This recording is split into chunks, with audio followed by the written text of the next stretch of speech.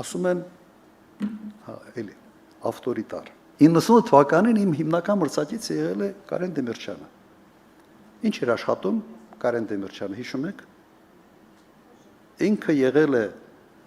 Հայ էլեկտրո գործարանի տնօրենը,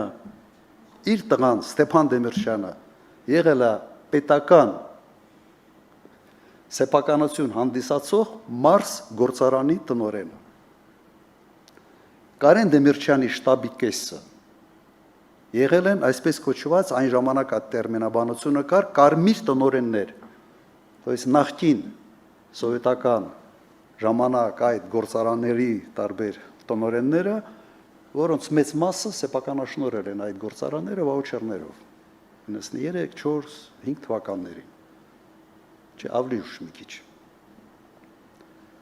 Հիմա ինձ ասեք, քրքրեք, հանեք,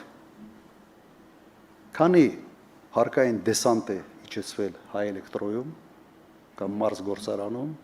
քանի մարդ է այն ժամանակ այդ կարմիր տնօրեններից ձերբակալվել, կանչվել, ահաբեկվել, 0։ Ինչ այդքանը չէինք ֆայմում, կամ կարծում եք, թե մենք չէինք հասկանում, որ ինչ կարգի ազդեցություն կարող ենք ունենալ,